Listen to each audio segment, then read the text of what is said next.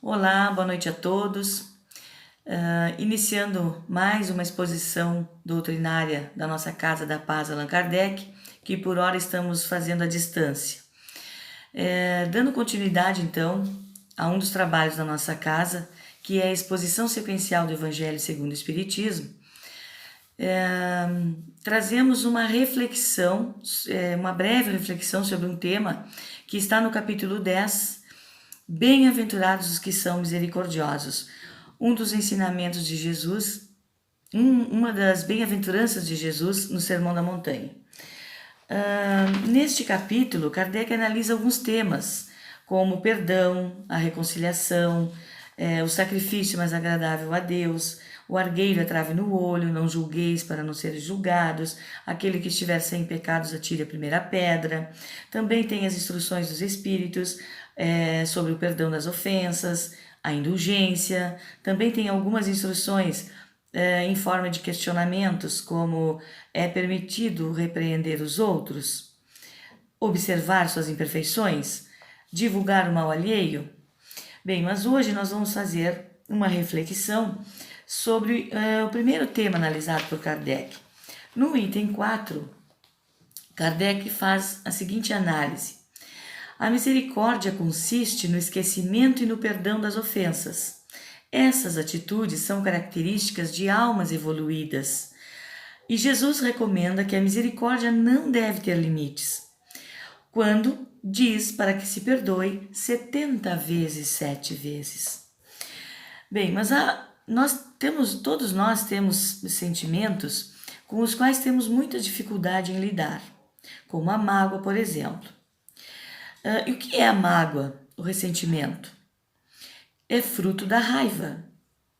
E como esse sentimento se forma dentro de nós? Por alguma coisa que alguém nos disse, ou fez, ou deixou de fazer, alguma situação que nos desagradou, ou ainda por uma expectativa que criamos e não foi realizada, tanto com relação ao outro quanto a nós mesmos. Mas como se trata de mágoa, nós não vamos hoje tratar de culpa, mas de mágoa. O outro não satisfez as nossas expectativas e nos magoamos.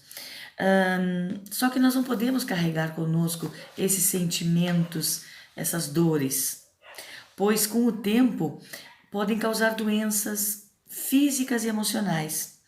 Hamed, no livro As Dores da Alma, diz o seguinte sobre a mágoa: mágoa não elaborada se volta contra o interior de nós mesmos, alojando-se em determinado órgão, desvitalizando-o, portanto causando doenças, né? Mágoa que se transforma com o tempo em rancor, exterminando gradativamente o nosso interesse pela vida. Vai desajustando-nos quanto ao verdadeiro significado da vida. Vamos perdendo a alegria.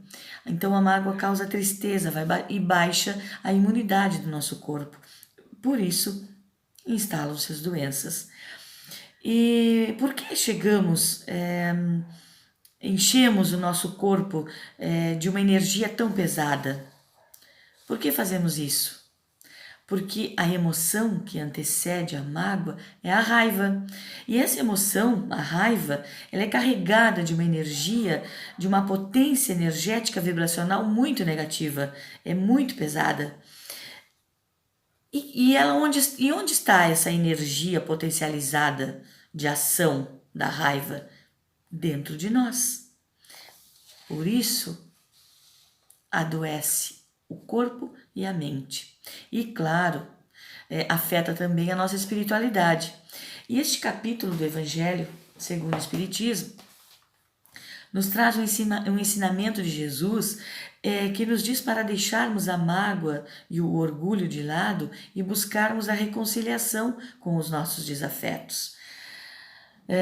Se, portanto, quando fores colocar sua oferenda no altar, você lembrar de que seu irmão tem alguma coisa contra você, deixe sua oferta junto ao altar e vá.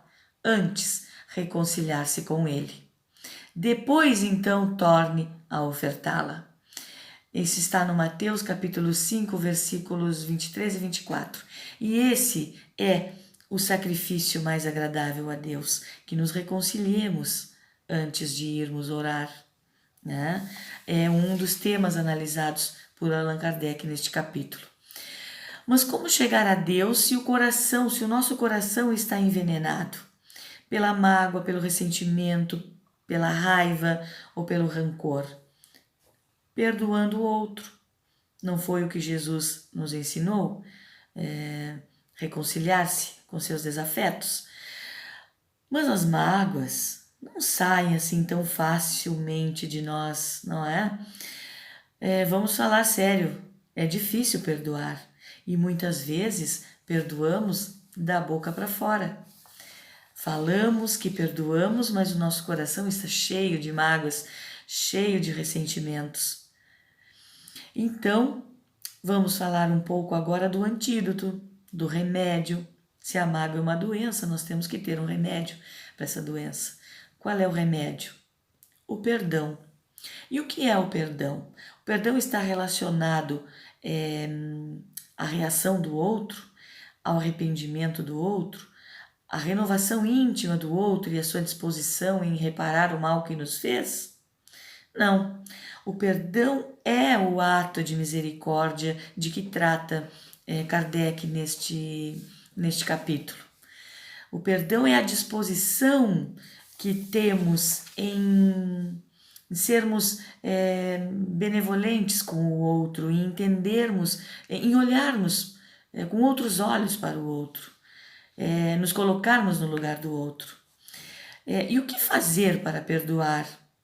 Porque não é fácil se colocar no lugar do outro e entender que o outro também é falho, que ele erra, e mudar o que estamos sentindo e termos esse ato de misericórdia com o outro. Não é fácil. O que a gente deve fazer? Como vamos fazer isso? Bom, primeiro nós temos que entender o motivo que ocasionou a raiva. Por que sentimos? Por que estamos magoados? Por que ficamos magoados? Será que o que nos atingiu estava no outro ou em nós? Será que se eu estivesse no lugar do outro não teria agido exatamente da mesma forma, diante daquelas circunstâncias? Depois que fizermos essa análise, vamos dar um tempo. Assim como uma ferida, a mágoa também é uma ferida, mais grave ainda, porque é uma ferida da alma, né?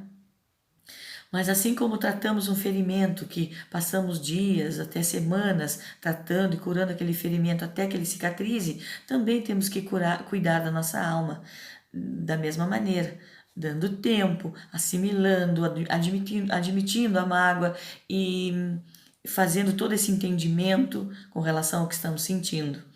E depois que fizermos isso, temos que ressignificar. E o perdão é o que vai transformar essas feridas em sabedoria, né? Vamos tirar disso um aprendizado, dar um novo significado para o que estamos sentindo. Pois todos cometemos erros, então aí é que entra o ressignificar os nossos sentimentos, nos colocando no lugar do outro. Todos nós cometemos erro. E perdoar não é esquecer o que o outro nos fez, mas é mudar o modo como eu vejo aquela situação, aquilo que o outro me disse. Eu acredito naquelas ofensas, naquelas palavras, eu penso aquilo de mim, eu me considero daquela maneira. Se eu não me considero daquela maneira, por que eu estou tão ofendida e tão magoada? Isso é o pensamento dele. O pensamento dele é dele, o meu é meu. Então, consequentemente, nós vamos mudando o que nós sentimos com relação à mágoa.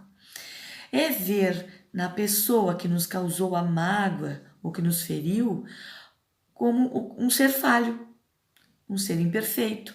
E assim como nós, comete erros. É de carne e osso, tanto quanto nós. E não vamos dar aquilo a importância que não tem, porque a pessoa que nos magoou, nos feriu, também deu de si aquilo que tem. A atitude dela é o que ela tinha no momento para oferecer e está de acordo com as suas imperfeições, com a sua sabedoria, com o seu grau de inteligência, o seu nível intelectual, o que ela tinha para oferecer no momento, de acordo com as próprias limitações dela.